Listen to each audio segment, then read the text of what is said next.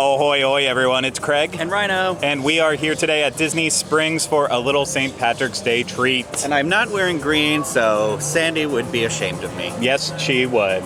So, before we get started, I want to remind you this is brought to you by Dreams Unlimited Travel. If you like our content and you want to support us, please consider booking your next vacation through Dreams Unlimited Travel. Costs you no extra money and you get the support of an awesome Dreams Unlimited Travel agent.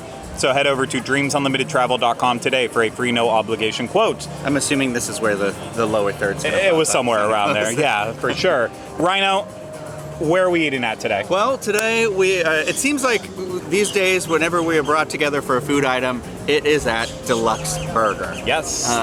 We love the classic turkey burger, the Thanksgiving specialty treat, and for St. Patty's Day, they have one out here too, the Dublin Burger. Yes, they do. So, I'm very excited to try it. Corned beef on a burger. How can you go wrong? You throw corned beef in anything, I'm going to try it. Exactly. So, let's go ahead. We're going to place our mobile order because this time it is in the app, so that's a big lifesaver.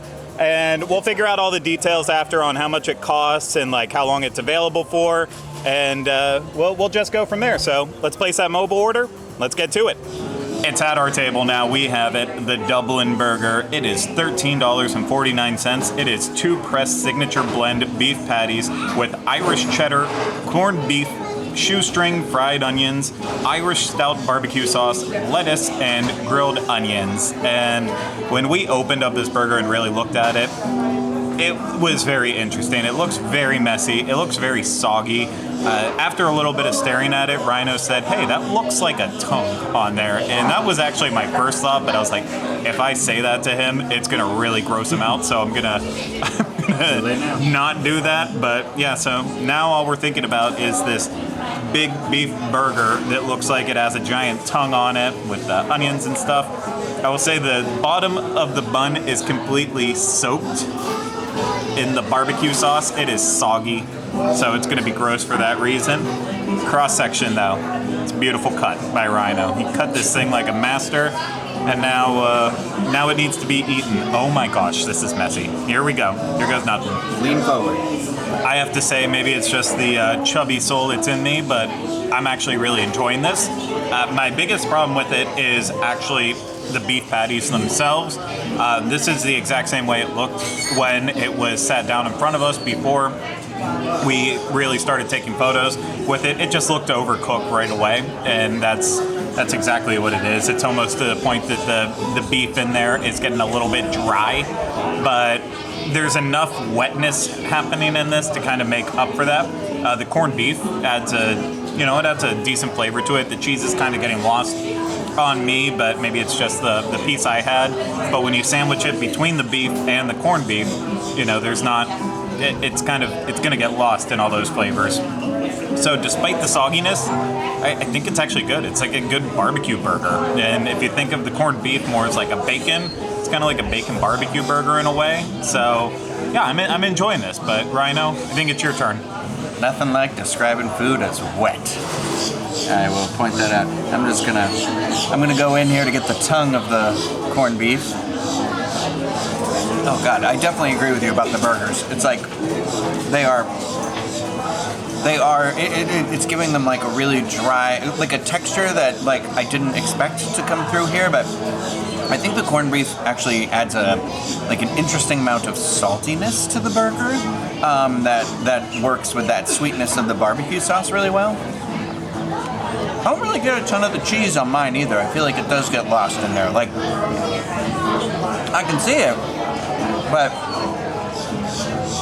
I don't know. I like the chunk of lettuce is nice and fresh, which almost gives it like a little bit of a crunch that I like here. But yeah, I think it's flavorful. I think the onions, the crispy onions, or if they were supposed to be crispy at one time, those also kind of get a little lost. So I feel like they're like, I don't know that you need them. I mean, it's pretty. I mean, I'm enjoying it. It's pretty good.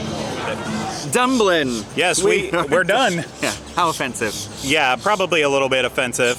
So when I looked up after we were done eating to just double check to see when this burger was available through, which is March 31st, something we didn't notice when we went into the burger, and it's not in any of the descriptions, but in the pretty photo of the burger, it's got a tomato in it. It does. It's like stacked high. I don't know that I would have liked it better with the tomato, so I'm okay with it having not been in there.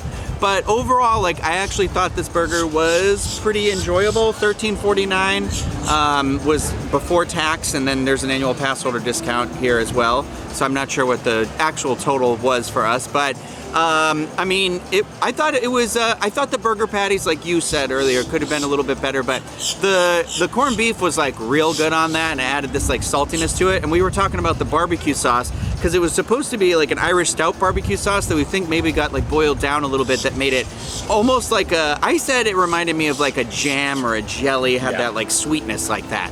Like, so it was like a really concentrated barbecue sauce. Yeah, it so was like a reduction. Yes, So. reduction. Yeah. So, But I mean, decent. it was one of the better of the specialty burgers that I think I've had here at D-Luxe Burger, and I probably, I'd probably get it again in the future if they ever offered it, and I was really in the mood for it. But the textures could have been a little bit more varied. That was probably the only lacking thing. Maybe the tomato could have helped with that a little bit, but overall, I thought the flavors were interesting. The sweet with the salty, it worked for me. I think you made a good point, is that when we did the video of us eating the turkey burger this last November, when we split that in half, we both were like, what a mistake, we should have each gotten one.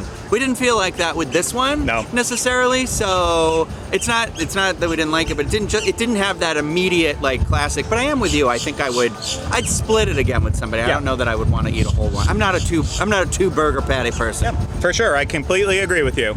And there you have it. That will do it for this dining review here from Disney Springs. If you enjoyed it, please hit the thumbs up, subscribe to the channel, leave comments, questions, and video suggestions in the comments section.